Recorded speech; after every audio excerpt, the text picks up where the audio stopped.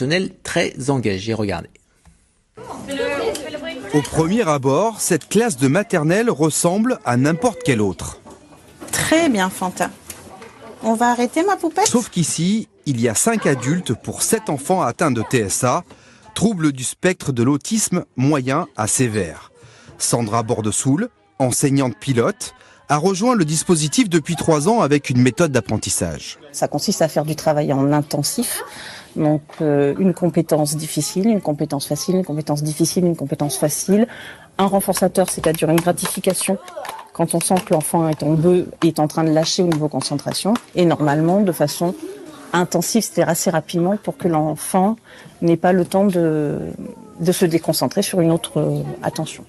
Ouverte en 2015, cette unité d'enseignement maternel autisme se compose d'une équipe pluridisciplinaire avec des éducateurs, une psychologue, une psychomotricienne et une enseignante. On est formé à partir des méthodes comportementales de la science appliquée du comportement pour effectivement être dans l'extinction des troubles, accompagner effectivement les enfants par rapport à leurs troubles du spectre autistique.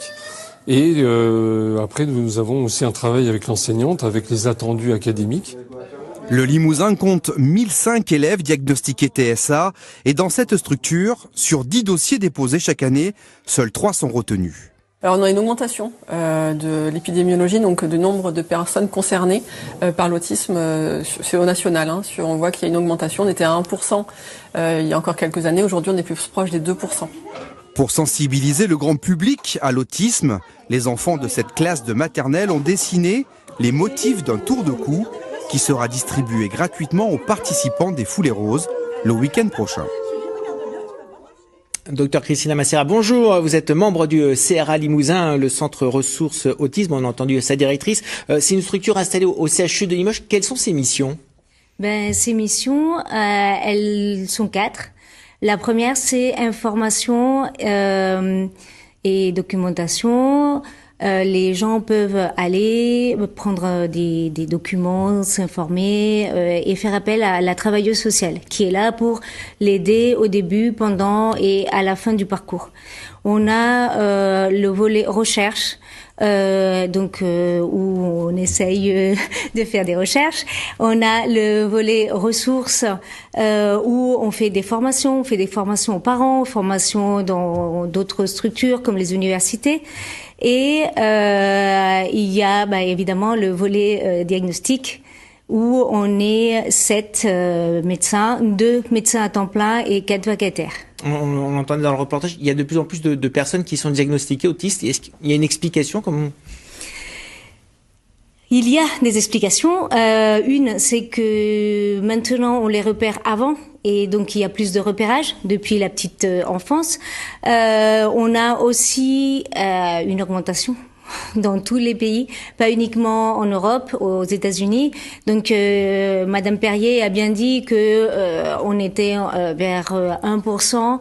Là, il commence à augmenter. On n'a pas encore les chiffres pour la France. On est entre 1,2, mais je pense que c'est beaucoup plus. Et aux États-Unis, par exemple, ils ont passé de 0,9%, je crois, en l'an 2000 à 2,8 enfants de moins de 8 ans. Vous parliez des parents. Votre travail aussi, c'est d'informer les parents parce que ça va être difficile le jour où on apprend que son enfant est diagnostiqué autiste. Il y a tout un travail à faire d'appréhension.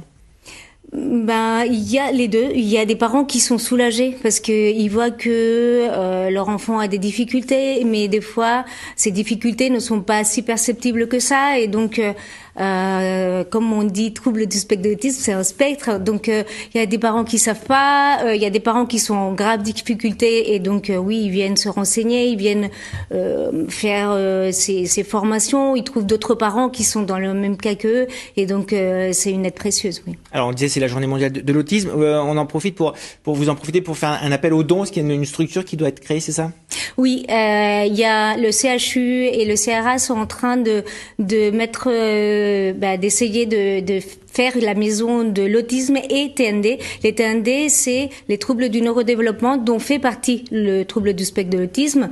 Et comme ça, tous les parents avec des difficultés dans les apprentissages à niveau moteur, à niveau TDAH, TSA, ils peuvent aller dans cette maison à un guichet unique et ça sera plus facile où ils vont trouver la plupart des partenaires et Merci.